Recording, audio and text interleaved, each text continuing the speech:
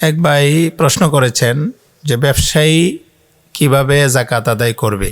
তার টাকা তো বৎসরের মাঝখানে ব্যবসা হিসাবে কম বেশ হয় বা আসা যাওয়া করে, এই হিসাবে সে কিভাবে তার যাকাত আদায় করবে।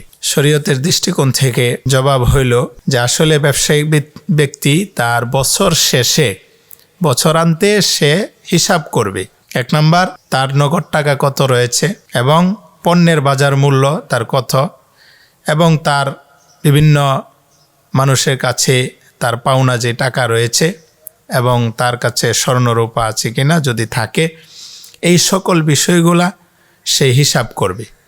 হিসাব মিলিয়ে সে যদি তার নেশাব পরিমাণ মূল্য হয় এবং বছরের শুরুতে যদি এই পরিমাণ নেশাব তার ছিল, অর্থাৎ তার এই নেশাবটার উপর যদি 1 বছর গত হয়, 2 নম্বর শর্ত হইল তার যদি কোনো ধরনের ঋণ না থাকে, আর যদি তার ঋণ থাকেও সেই ঋণকে সেখান থেকে সে বাদ দিবে।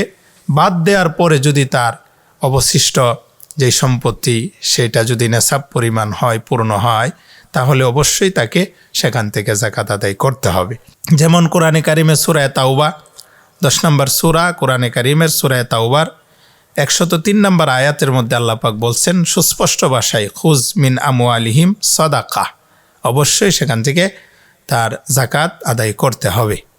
হ্যাঁ, এই ক্ষেত্রে যদি এমন হয় যে বছরের মাঝখানে আসলে টাকা কম বেশ হয়ে থাকে, এটা স্বাভাবিক, যেহেতু ব্যবসা করে কোনো সময় কোনো মাসে টাকা বেশি আসবে, কোনো মাসে একটু টাকা কম আসবে, কোনো মাসে লস হবে ইত্যাদি, টাকা কম বেশ হওয়াটাই স্বাভাবিক।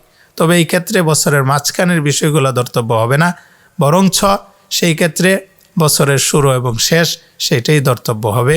এবং বছরের শেষে তার ওই সব সম্পত্তিগুলো একসাথে মিলানোর পরে যদি ঋণ বাদ দেওয়ার পরে সহজ কথা নেশাব পরিমাণ সম্পদ তার বাকি থাকে, অবশিষ্ট থাকে, বহাল থাকে, তাহলে অবশ্যই তার যাকাত আদায় করতে হবে। আসসালামু আলাইকুম ওয়া রাহমাতুল্লাহি ওয়া বারাকাতুহু।